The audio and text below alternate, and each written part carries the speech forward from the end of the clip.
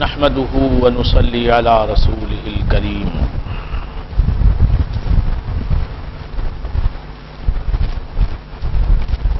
اما بعد فقد قال الله تبارك وتعالى في كتابه المبين وهو اصدق الصادقين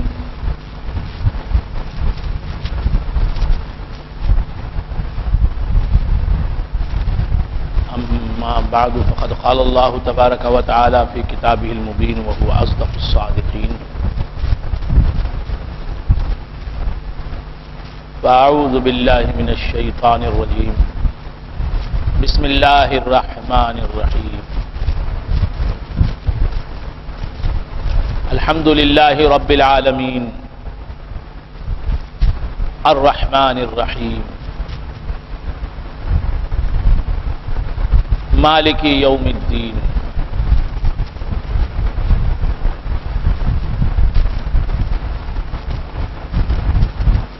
إياك نعبد وإياك نستعين اهدنا الصراط المستقيم صراط الذين أنعمت عليهم غير المغضوب عليهم ولا الضالين آمين صدق الله مولانا العظيم وصدق رسوله النبي الكريم وبلغنا ونحن من الشاهدين والشاكرين والحمد لله رب العالمين. معزز و محترم حاضرین، حق تعالیٰ کا بے انتہا فضل و کرم ہے کہ اس نے ہمیں سرکار دو عالم صلی اللہ علیہ وآلہ وآصحابہ وسلم کی امت میں پیدا فرمایا اور ہمیں آپ کا امتی ہونے کا فخر عطا فرمایا. ارشاد ربانی ہے الحمدللہ رب العالمین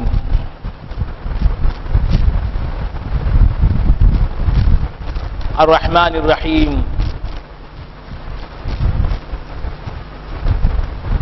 مالک یوم الدین. سب تعریف اللہ رب العالمین کے لیے ہے.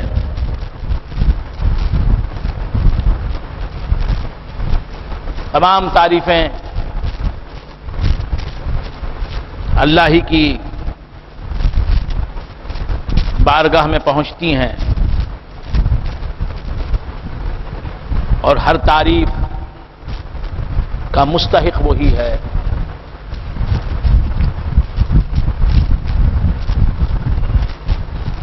تعریف کا وہی مستحق ہوگا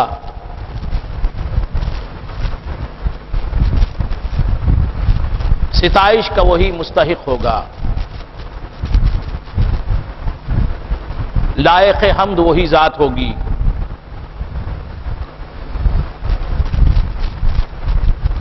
جو صاحب وجود ہوگی.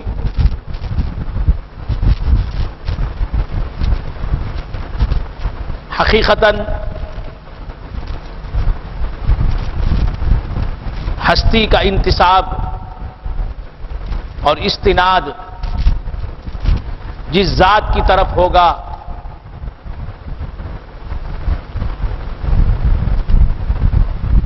جو ذات موجود حقیقی ہوگی وہی ذات سراہے جانے کے قابل ہوگی، حمد و سپاس کے قابل ہوگی، لائق حمد ہوگی، مستحق سپاس ہوگی. اور جو ذات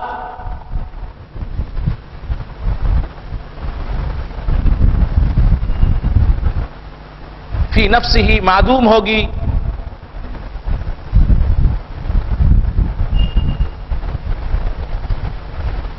وجود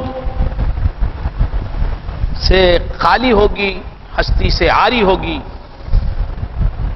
وہ ذات تعریف کی حقدار نہیں ٹھہرے گی.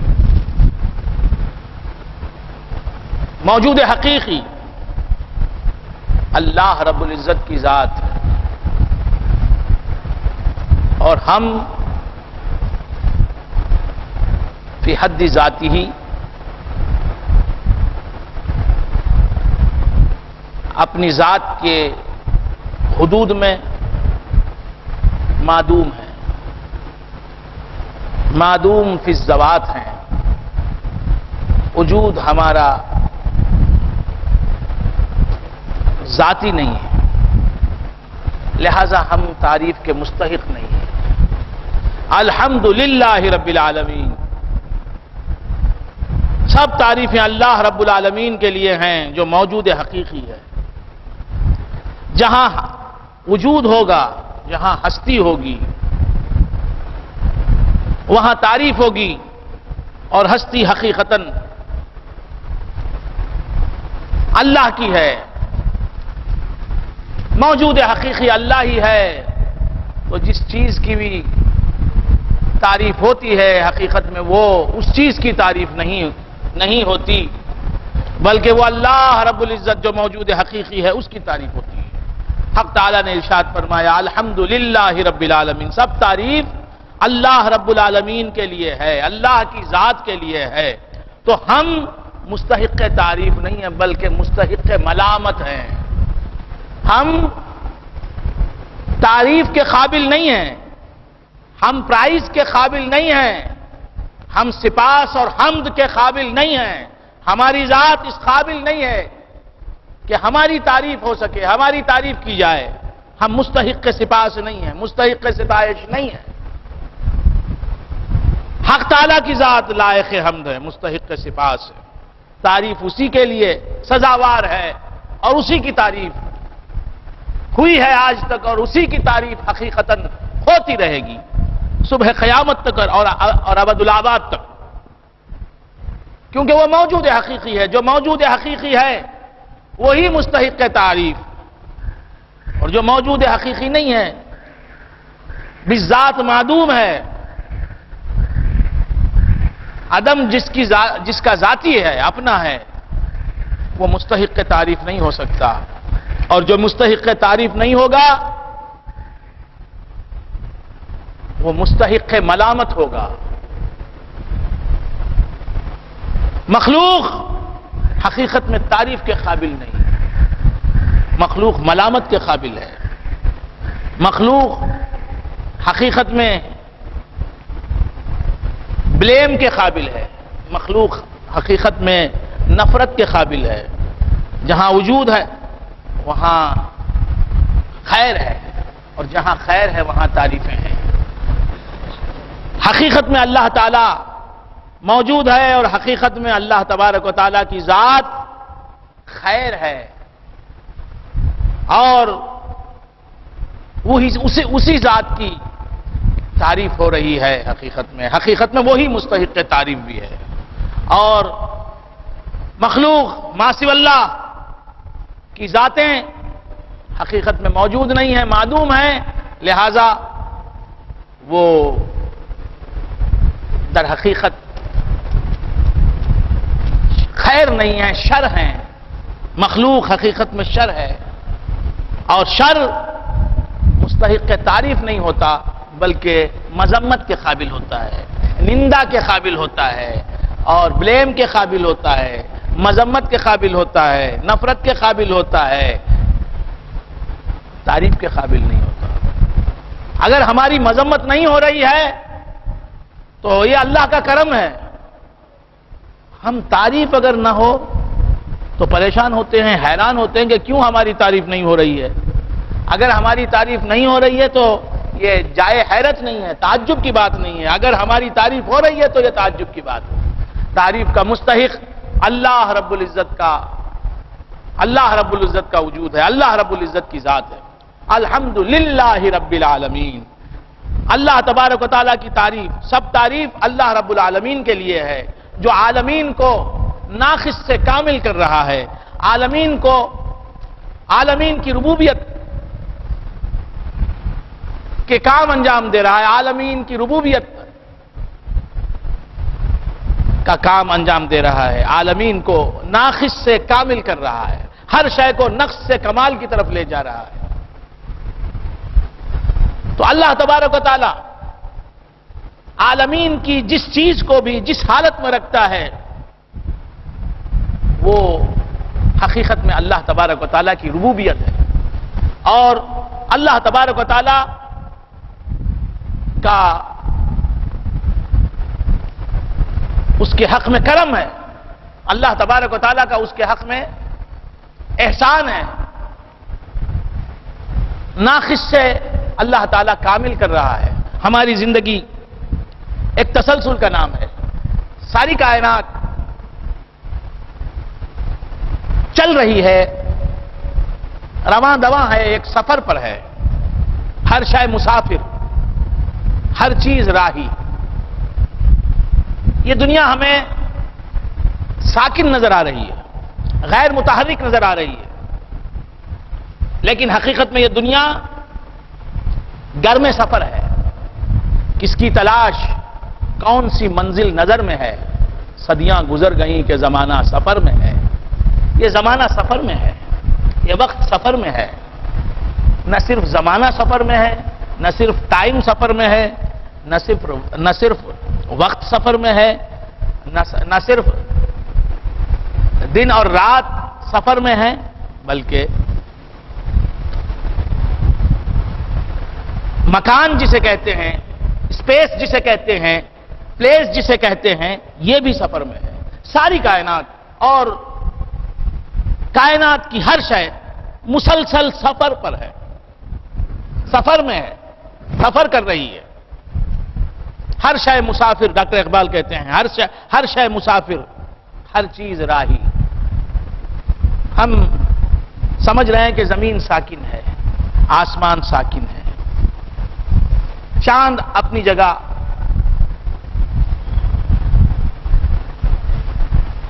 سورج اپنی جگہ ہے، ستارہ اپنی جگہ ہے، حرکت میں نہیں ہے۔ درخت 100 سال پہلے، 200 سال پہلے جس جگہ تھا آج بھی اسی جگہ پر ہے، لیکن حقیقت میں ساری کائنات سفر کر رہی ہے۔ وقت کے ساتھ ساتھ وقت کا گھر میں سفر ہونا یہ تو ہماری سمجھ میں آ رہا ہے۔ ہم سمجھ رہے ہیں کہ زمانہ تو ایک بہاؤ کا نام ہے، وقت تو ایک تسلسل کا نام ہے۔ وقت گزرتا جا رہا ہے، وقت کسی کے لیے رکتا نہیں، کسی کے لیے رکتا نہیں، وہ گزرتا جاتا ہے۔ کل آج نہ رہا، آج کل نہیں رہے گا، جو لمحہ گزرا سو گزرا۔ تو زمانے کی رفتار سے ہم واقف ہیں، زمانہ چل رہا ہے، ہم اس حقیقت کو تسلیم کرتے ہیں۔ اس حقیقت کا یہ حقیقت ہمارے علم میں ہے، اور ہماری عقل کہتی ہے کہ ایک سچائی ہے، ایک فیکٹ ہے۔ لیکن وقت بھی گھر میں، مکان بھی گھر میں سفر ہے، مکان بھی چل رہا ہے، ساری کائنات سفر میں، اور اسے سفر میں رکھنے والا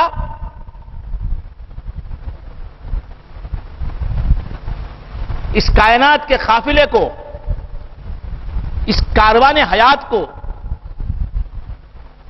اس روز و شب کے قافلے کو گھر میں سفر رکھنے والی قوت اللہ تعالیٰ کی ہے، اللہ تعالیٰ کی مشیت ہے جو اس نظام کو چلا رہی ہے۔ یہ نظام چل رہا ہے، سب چل رہے ہیں، بظاہر جو چل نہیں رہے ہیں وہ بھی چل رہے ہیں۔ ایک تسلسل ہے، زمانہ بدل رہا ہے، ہر شے بدل رہی ہے، سفر میں ہے، منزلیں طے ہوتی جا رہی ہیں۔ سفر اگرچہ کہ ختم نہیں ہوا ہے، لیکن سفر جاری ہے۔ ہم نے بے شمار منزلوں کو اپنے پیچھے چھوڑ دیا ہے۔ تو بندگان خدا، اس سفر میں ہماری ہر گزری ہوئی ساعت سے ہم آئندہ ساعت میں بہتر ہیں، گزری ہوئی ساعت سے ترقی پر ہیں۔ گزرے ہوئے لمحے میں ہم اس قدر کامل نہیں ہوئے تھے، اتنے کامل نہیں ہوئے تھے جتنے اب کامل ہیں۔ یہ نقص سے کمال کا سفر ہے، یہ کمال کا سفر ہے، یہ سفر جاری ہے۔ ہر آنے والی ساعت ہمیں خوب سے خوب تر کر رہی ہے. ہم ترقی کر رہے ہیں. جس طرح ایک چھوٹا سا بچہ یو کے جی میں ڈال دیا جاتا ہے، یو کے جی میں داخلہ اسے مل جاتا ہے، ایل کے جی میں داخلہ مل جاتا ہے، پھر یو کے جی میں جاتا ہے، تو ترقی پر ہے. اس کا تعلیمی سفر میری اردو سمجھ داخل ہوگا، پھر دوسری کلاس میں جائے گا، دوسری سے تیسری میں جائے گا، یہ سفر جاری ہے. تو ترقی پر ہے یا تنزل، مائل بتنزل ہے؟ ترقی پر ہے، آگے بڑھ رہا ہے، مسلسل آگے بڑھ رہا ہے، دھیرے دھیرے آگے بڑھ رہا ہے. اسی طرح ہماری زندگی کا قافلہ بھی، ہمارا کاروان حیات بھی مسلسل آگے کی طرف بڑھ رہا ہے، منزل کی طرف رواں دواں ہے. تو اسے پیمانہ امروز و فردا سے نہ ناپ، تو اسے پیمانہ امروز و فردا سے نہ ناپ، جاویداں پہ ہم رواں ہر دم جواں ہے زندگی. ڈاکٹر اقبال کہتے ہیں یہ مسلسل سفر ہے، صدیاں گزر گئیں کہ زمانہ سفر میں ہے. یہ سب گھر میں سفر ہیں، چل رہے ہیں. آپ مردہ نہیں ہیں، مردہ بھی سفر پر ہے، میت بھی سفر میں ہے، ہر لمحہ سفر میں ہے، خاک بھی سفر میں ہے، زمین بھی سفر میں ہے. ارضی مخلوق ہو یا سماوی مخلوق ہو، سفر میں ہے، سب سفر میں ہے. بات سمجھ میں آ رہی ہے؟ وطن میں رہتے ہوئے سفر میں ہیں، حضر میں رہتے ہوئے سفر میں ہیں، بڑھ رہے ہیں آگے کی طرف. تو اب حق تبارک و تعالی بڑھانے والا ہے. یہ سفر جو مسافر جو منزل سے قریب ہوتے جا رہے ہیں، مسافر جو سفر کر رہے ہیں مسلسل، اور ظاہر ہے سفر منزل سے قریب کرے گا، سفر آگے بڑھائے گا. آگے بڑھنے کا نام ہے سفر، آگے بڑھنے کا نام ہے، پیچھے ہٹنے کا نام نہیں. تو بندگان خدا عرض کر رہا تھا کہ اس سفر میں زندگی کے ہم آگے بڑھ رہے ہیں، یعنی ناقص سے کامل ہو رہے ہیں. ہماری گزری ہوئی ساعت آنے والی ساعت کے مقابلے میں نقص میں ناقص اور نقص ہے، اور جب ہم اگلی ساعت میں قدم رکھیں گے تو کامل ہوں گے. پھر وہ کمال نقص ہے اپنی آگے کی منزل، آگے کی ساعت کے اعتبار سے. تو بندگان خدا ہم ہر وقت سفر میں ہیں، کمال کی طرف جا رہے ہیں، بڑھ رہے ہیں، اونچے اٹھ رہے ہیں.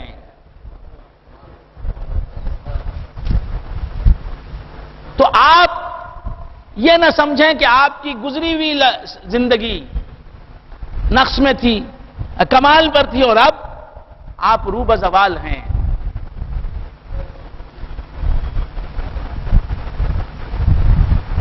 دو سال پہلے آپ کی دکان خوب چل رہی تھی، اب آپ کی دکان چل نہیں رہی ہے.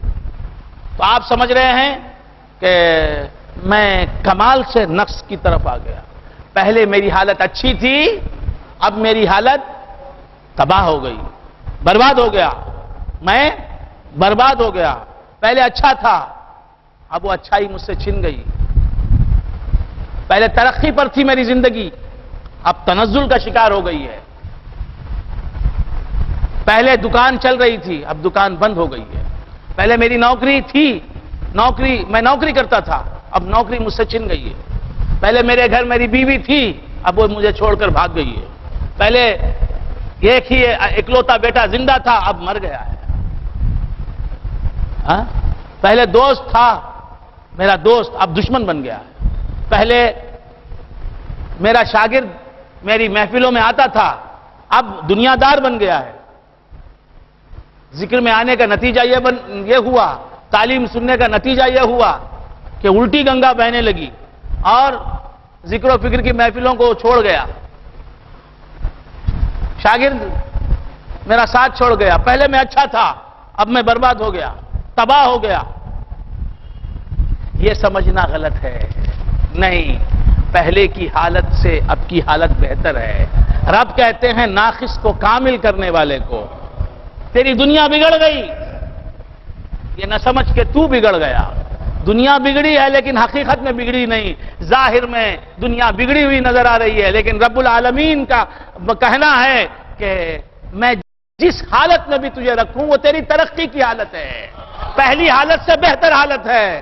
تو سمجھ رہا ہے آج سے 10 سال پہلے میں مالدار تھا، آج میں فقیر ہوں. یہ تیری سمجھ کی خامی ہے، یہ تیری سمجھ کی کوتاہی ہے، یہ تیری سمجھ کی کمزوری ہے.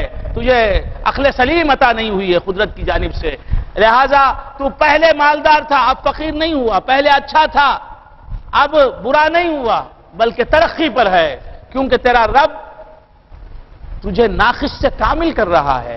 وہ حالت جسے تو اچھی حالت سمجھ رہا ہے، اس حالت کی بنسبت وہ حالت اچھی نہیں تھی، پست تھی. یہ حالت بلند ہے. تو بلندی کو اپنے معیار سے دیکھتا ہے، خدا بلندی کو اپنے معیار سے دیکھتا ہے. تو ہر گزری ہوئی حالت سے آنے والی حالت بہتر ہے. یہ کیوں ایسا ہے؟ ایسا کیوں ہے؟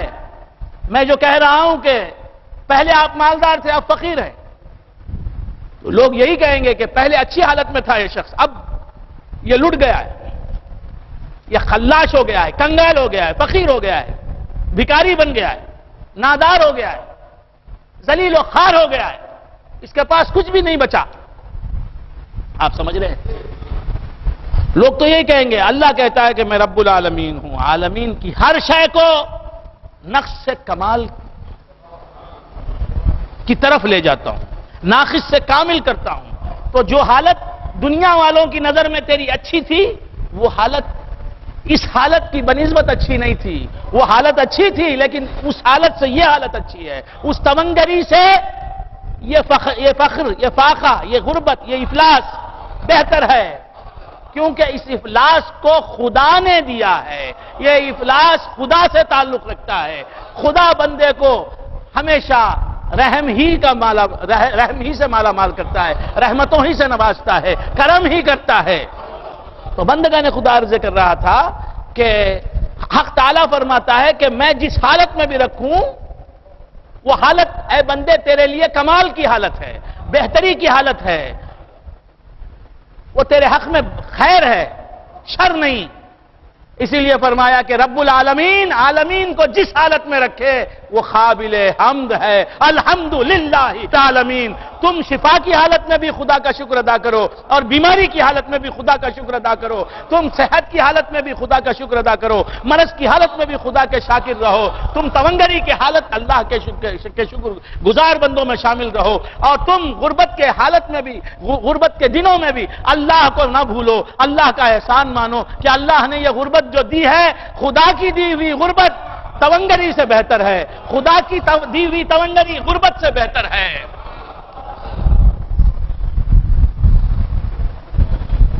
الحمدللہ رب العالمین. عالمین کو اللہ جس حالت میں رکھے وہی حالت عالمین کے لیے بہتر ہے اور کمال کی حالت ہے، قابل تعریف حالت ہے. جو عالمین کو اپنی ربوبیت سے نواز رہا ہے، وہ عالمین کا رب ہے، عالمین کو ناقص سے کامل کر رہا ہے. وہ خدا عالمین کو جس حالت میں رکھتا ہے وہ تو قابل تعریف. خدا اگر کسی کو مار دے، کسی سے اس کی زندگی چھین لے بھی تو خدا کو تعریف ہی سزاوار ہے. خدا اگر کسی کو ذلیل کر دے بھی تو خدا کے لیے تو حمد ہی خدا کی مذمت نہیں کی جا سکتی. اس نے کسی کو ذلیل کیا ہے تو اس کے حق میں وہ ذلت، اس کے حق میں وہ ذلت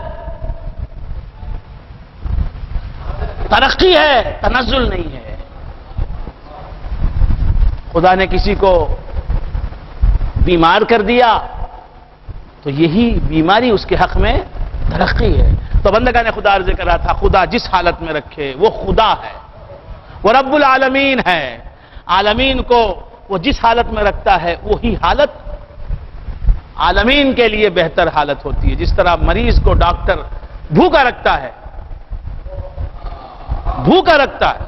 تاکہ نہیں کھا سکتے، 8 گھنٹے نہیں کھا سکتے، 8 گھنٹے تک کچھ بھی نہیں پی سکتے، 8 گھنٹے تک ایک کھیل بھی تمہارے حلق سے نیچے نہیں اتر سکتی، اور پیشنٹ جو ہے بیزار نہیں ہوتا. پیشنٹ جو ہے ڈاکٹر کو برا بھلا نہیں کہتا، ڈاکٹر کی مذمت نہیں کرتا، کہتا کہ ڈاکٹر صاحب آپ کا حکم آپ سمجھتے ہیں. ڈاکٹر کہتا ہے کہ میں نے پہلے کھانے کی اجازت دی تھی، اب یہ 8 گھنٹے میں تم کو کھانے سے روکتا ہوں، اس کھانے سے یہ نہ کھانا بہتر ہے تمہارے لیے. اب اگر یہ ایک دانہ بھی تمہارے حلق سے نیچے اترے گا تو تمہاری موت واقع ہو جائے گی. تو بندگان خدا، اسی طرح جس حالت کو اللہ تعالیٰ تمہارے لیے مناسب ترین حالت سمجھتا ہے اسی حالت میں رکھتا ہے، اور اسی حالت پر رہنے کی وجہ سے تمہاری ترقی وابستہ ہے، تمہارا کمال اسی حالت سے وابستہ ہے. الحمدللہ رب العالمین. اداسیاں چہرے پر ہیں، بربادیاں نظر آ رہی ہیں، اور بیماریاں ظاہر ہو رہی ہیں، سب ہیں، لیکن اللہ کا شکر ادا کرو. جوانیاں گئی ہیں، ادھیڑ پن بھی رخصت ہو گیا ہے، بڑھاپا آیا ہے، ہزاروں امراض کے ساتھ آیا ہے، لاکھوں بیماریوں کے ساتھ آیا ہے. پوچھنے والا کوئی نہیں ہے، کوئی پرسان حال نہیں ہے. دوست کہاں ہیں؟ سب مر گئے. ساتھی کہاں ہیں؟ سب بچھڑ گئے.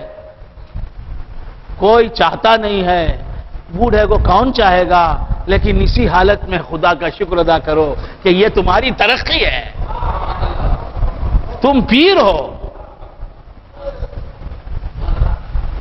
تم گولڈن ایرا سے گزر رہے ہو، اپنی لائف کے گولڈن ایج سے گزر رہے ہو، گولڈن ایرا سے گزر رہے ہو. وہ آئرن ایرا تھا جب تمہارے بال کالے تھے، اب یہ گولڈن ایرا ہے جب تم بھگ سفید ہو گئے ہو، تمہارے بال جو ہیں سفید ہو گئے ہیں. منزل کی روشنی تمہارے چہرے پر گر رہی ہے، منزل قریب آ گئی ہے تمہاری. تو بندگان خدا جس حالت میں رکھے راضی رہو. یہی الحمدللہ رب العالمین کی تعریف. الرحمن الرحیم. اور رب العالمین جو ہے تمہیں تکلیف میں تو اس نے تمہیں مصیبتوں میں رکھا ہے، تنگیوں میں رکھا ہے، فقر و فاقے میں رکھا ہے. کیوں رکھا ہے؟ وہ تو الرحمن الرحیم ہے. رہنے کے باوجود تکلیف میں رکھا ہے تو یہ تکلیف تمہارے لیے ضروری ہے. مالک یوم الدین. مالک یوم الدین. یوم الدین کا وہ مالک ہے، اس سے صرف دنیا ہی مانگ رہے ہو. وہ یوم الدین کا مالک ہے.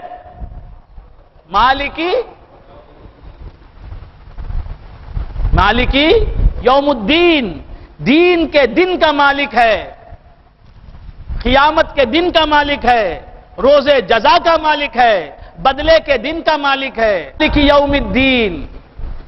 اللہ تبارک و تعالیٰ کیا ہے؟ یوم الدین کا مالک ہے. مالکی، یہ باتیں بہت جلدی سمجھ میں آ جاتی ہیں. ادھر میری زبان سے نکلی، ادھر مسکراہٹ ادھر کھیل رہی ہے ہونٹوں پر. تو کیا عرض کر رہا تھا؟ مالکی یوم الدین. یوم الدین کے مالک اللہ تعالیٰ کیا ہے؟ یوم الدین کا مالک ہے. یوم الدین کا مالک. اور یہ سب تعریف کوئی دوسرا نہیں کر رہا ہے. بسم اللہ الرحمن الرحیم. الحمدللہ رب العالمین الرحمن الرحیم مالک یوم الدین. معلوم یہ ہوا کہ تم تعریف کرنے کے لیے موجود ہی کہاں ہو. تو بندگان خدا عرض کر رہا تھا وہ یوم الدین کا مالک ہے، تو اس سے یوم الدین مانگو، وہاں کی کامیابی مانگو، آخرت کی کامیابی مانگو، قیامت میں رسوائی سے بچانے کی دعا مانگو، رسوائی سے نجات کی دعا مانگو، وہاں کی ترقی کا کچھ خیال کرو. وہاں مالکی یوم الدین کا مالک ہے. کیوں کہہ رہا ہے؟ یوم الدین کی ہر خوشی میں تجھے دینے کے لیے تیار ہوں. ذرا ہاتھ تو پھیلا، ذرا دامن تو پسار. مالک یوم الدین. یوم الدین کا میں مالک ہوں.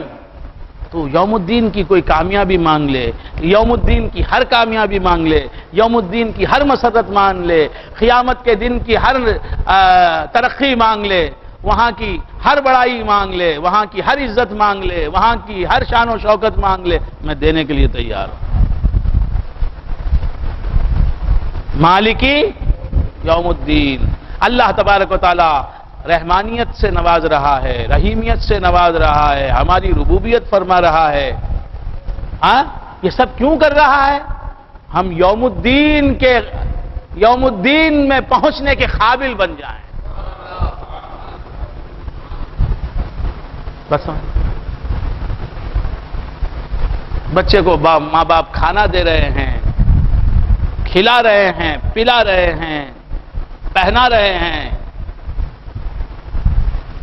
اس کی ہر مانگ پوری کر رہے ہیں، سیر سپاٹے پر لے جا رہے ہیں، سب کچھ کر رہے ہیں۔ کیوں؟ تاکہ وہ امتحان میں کامیاب ہو جائے، تعلیم یافتہ کہلائے۔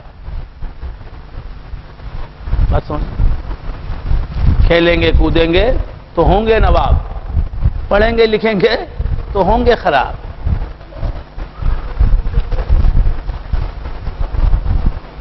یہ حال ہے۔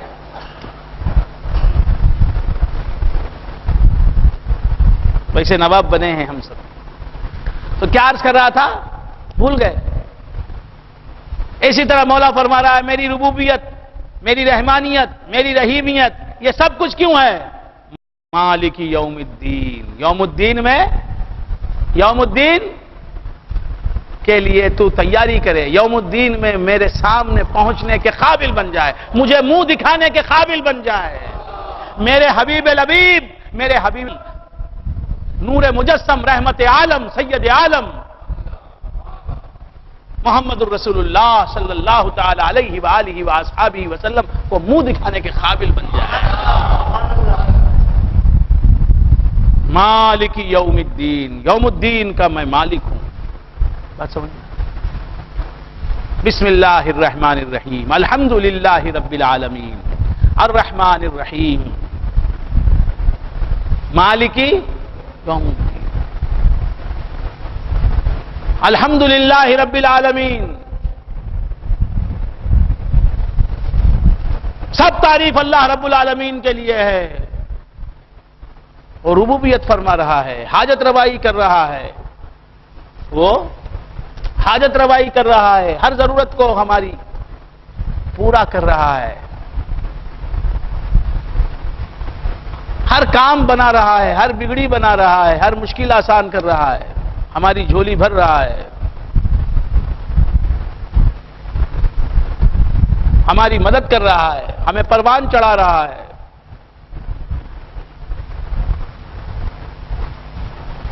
الرحمن الرحیم، وہ رحمانیت سے بھی نواز رہا ہے، رحیمیت سے بھی نواز رہا ہے، لیکن دکھائی نہیں دیتا، دکھائی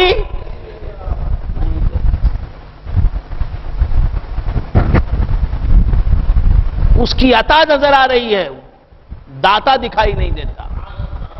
یوں تو کیا کیا نظر نہیں آتا، یوں تو کیا کیا نظر نہیں آتا، کوئی تم سا نظر نہیں آتا، یوں تو کیا کیا نظر نہیں آتا، کوئی تم سا نظر نہیں آتا، جھولیاں سب کی بھرتی جاتی ہیں، دینے والا نظر نہیں آتا۔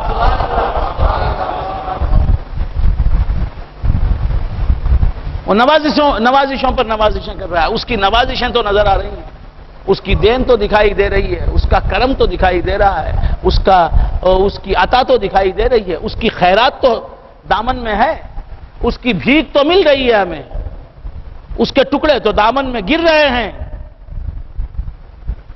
اس کی سوغاتیں تو مل رہی ہیں، وہ جو انعامات سے نواز رہا ہے، جو تحفے دے رہا ہے، جو سوغاتیں دے رہا ہے، وہ جو بھیک دے رہا ہے، اس کے در کے ٹکڑے، یہ سب کچھ نظر آ رہا ہے، لیکن اس کی ذات دکھائی نہیں دے رہی۔ کہا کہ انتظار کرو، انتظار کرو، اگر میں نظر آ جاؤں گا تو میری دین کو دیکھو گے نہیں، اگر میں اس دنیا میں نظر آ جاؤں گا نہ تم زمین کو دیکھو گے، نہ آسمان کو دیکھو گے، نہ شمس کو دیکھو گے، نہ قمر کو دیکھو گے، نہ ہواؤں کو دیکھو گے، نہ فضاؤں کو دیکھو گے، نہ موسموں کو دیکھو گے، نہ پھلوں کو دیکھو گے، نہ مختلف پھولوں کو دیکھو گے، کسی کو دیکھو گے نہیں، کسی کی پرواہ نہیں کرو گے، نہ باپ کو پوچھو گے، نہ ماں کی خبر لو گے، نہ دوست سے محبت کرو گے، نہ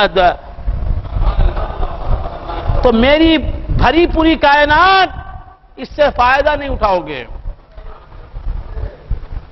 میری کائنات سے مالا مال ہونے کے لیے میں نے تمہیں یہاں بھیجا ہے۔ یہ دنیاوی لذتیں، یہ دنیا کی راحتیں، ان راحتوں سے تم منہ پھیر لو گے، صرف میری ذات میں لگ جاؤ گے۔ بات سمجھ میں آ رہی ہے؟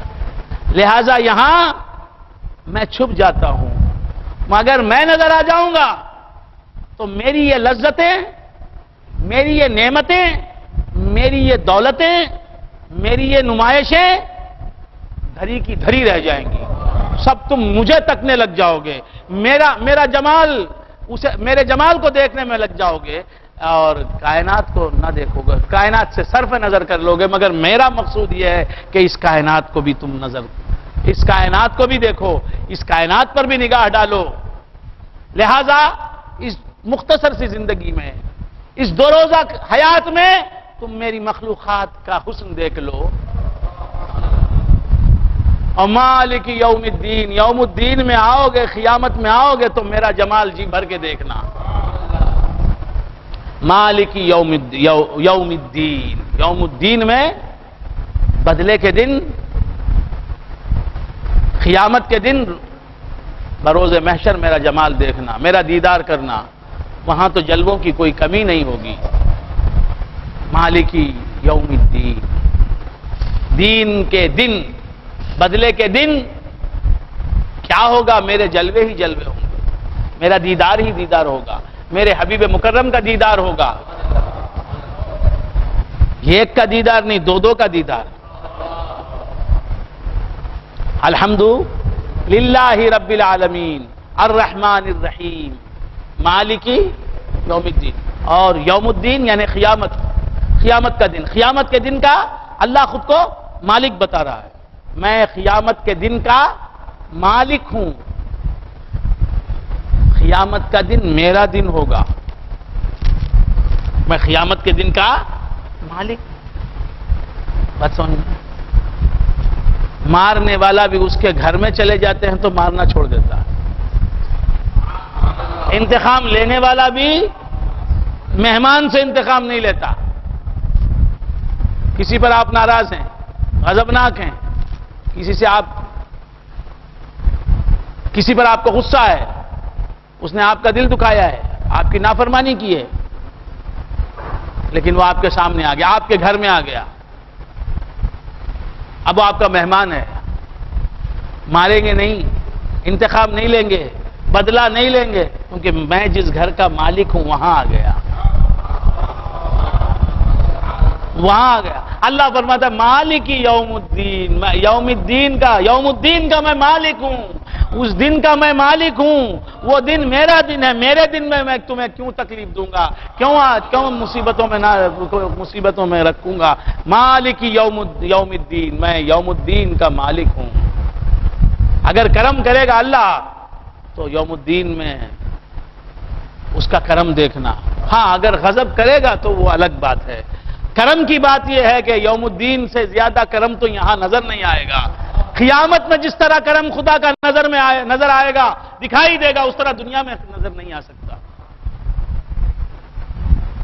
حضور اکرم صلی اللہ تعالی علیہ وآلہ وآصحابہ وسلم ارشاد فرماتے ہیں کہ اللہ تبارک و تعالی نے 100 رحمتیں تیار کی ہیں، 100 رحمتیں پیدا فرمائی ہیں، 99 رحمتیں اس نے قیامت کے دن کے لیے رکھی ہیں، اور ایک رحمت جو ہے یہاں کے لیے رکھی، آخرت کے لیے اس نے 99 رحمتیں رکھی ہیں، 99 رحمتیں آخرت کے لیے رکھی۔ یہ ایک رحمت ہے جو یہاں مل رہی ہے، ایک رحمت کو تم نے اللہ فرما رہا ہے، ارے میری ایک رحمت کو دیکھ کر میں حیران ہے تو، وہاں رحمتوں کی برسات ہوگی،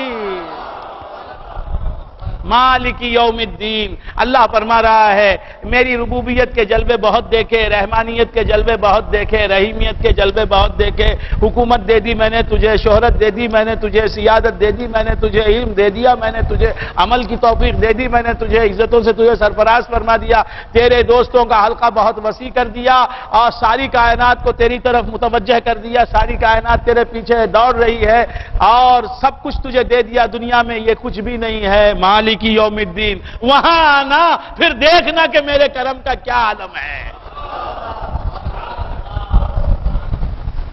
بات سمجھ میں آ رہی؟ راسخ شاہ صاحب بہت بڑے مالدار ہیں، وہ حیدرآباد گئے، حیدرآباد میں ایک فقیر کو انہوں نے نوازا، کھلایا پلایا، دل آ گیا، غریب آدمی ہے، فقیر آدمی ہے، اسے کھلایا پلایا، اس کی مالی مدد کی، اسے نوازا، ہر طرح سے نوازا۔ اب اس نے تعریف کرنی شروع کر دی، داتا کیسے داتا ہیں آپ، کیا کیا مجھے نوازا آپ نے، کیا کیا مجھے دیا، میں آپ کے احسانات کا قرض کیسے اتار سکتا ہوں، میں کیا بدلہ دے سکتا ہوں، میں کیا آپ کی تعریف کر سکتا ہوں، آپ نے مجھے یہ دیا، وہ دیا، یہ دولت دی، وہ دولت دی، اس نعمت سے سرفراز فرمایا۔ تو راسخ شاہ صاحب کہتے ہیں ارے میں تو مسافرت میں ہوں، میں تو حیدرآبادی نہیں ہوں، حیدرآباد میں ہوں، مسافر ہوں، مدراس آنا، آئس ہاؤس میں آنا، میرے گھر پر آنا، پھر دیکھنا میری نوازشوں کا کیا عالم ہے۔ فرمایا کہ مالک یوم الدین، ارے دنیا میں میری نوازشیں دیکھی کیا تم نے، یہ تو دارالمحن ہے، یہ تو دارالامتحان ہے، امتحان گاہ میں اتنی نعمتیں اتنی نعمتیں تمہیں دے رہا ہوں، یہاں مصیبتوں کے گھر میں اتنی راحتوں سے میں تمہیں سرفراز کر رہا ہوں، وہاں آؤ گے تو دیکھو گے کہ میرا کرم کیسا ہوتا ہے، رحمتیں کیا ہوتی ہیں۔ مالک یوم الدین، میرے کرم کو دیکھنا، میری رحمت کو دیکھنا، میری عطا کو دیکھنا، میری داد و دہش کو دیکھنا، تو وہاں آنا۔ مالک یوم الدین، یوم الدین کا کون مالک ہے؟ اللہ رب العزت مالک ہے۔ یوم الدین کا اللہ تعالی کیا ہے؟ مالک ہے۔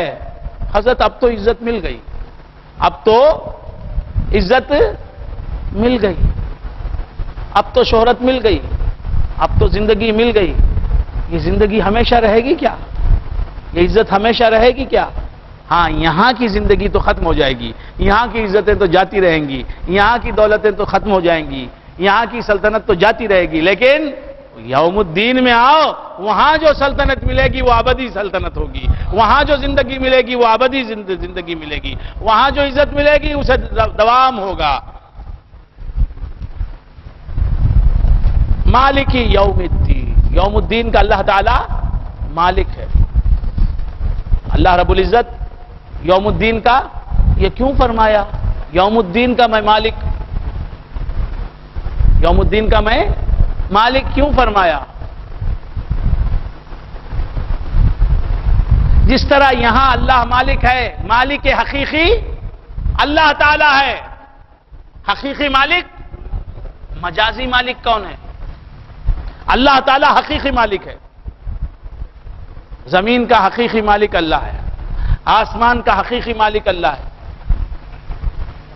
چاند کا حقیقی مالک اللہ ہے، سورج کا حقیقی مالک اللہ ہے، ستاروں کا، سارے نظام کائنات کا حقیقی مالک کون ہے؟ اللہ۔ مجازی مالک کون ہے؟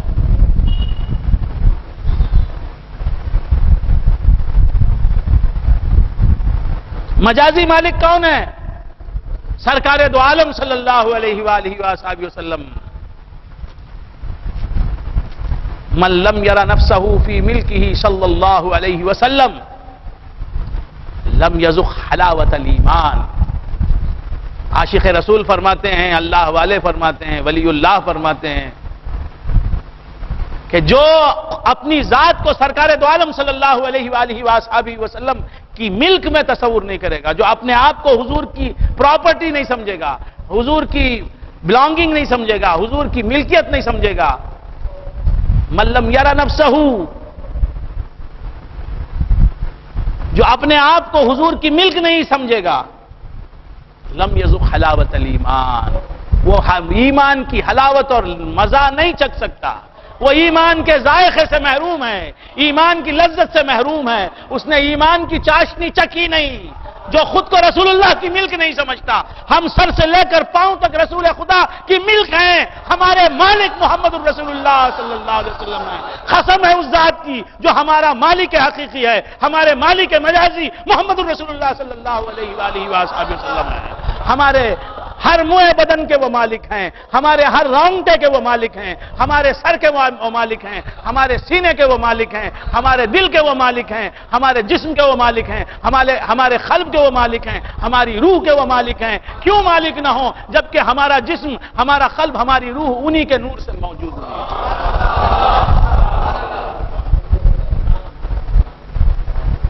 خدا ہمارا مالک حقیقی ہے، خدا ہمارا مالک ہے۔ کیوں؟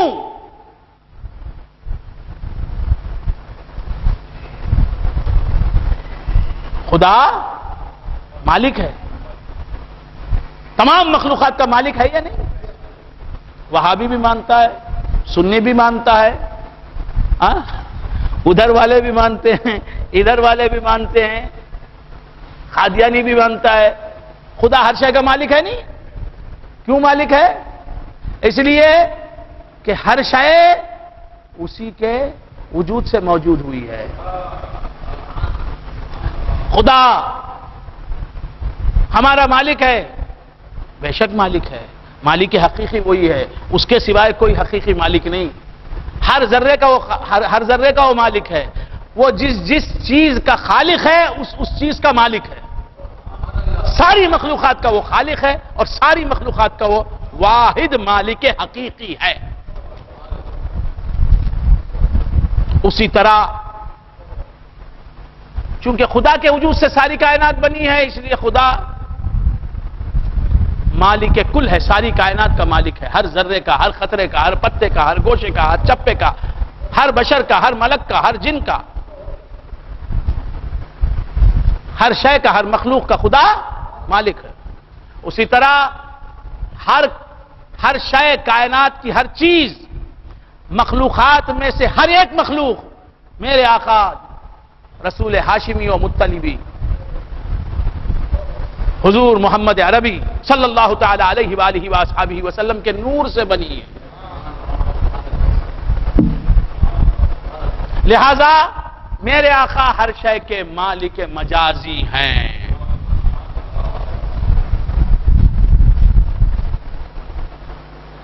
آپ اپنے بچوں کے، آپ اپنی اولاد کے کیا ہیں؟ مالک ہیں۔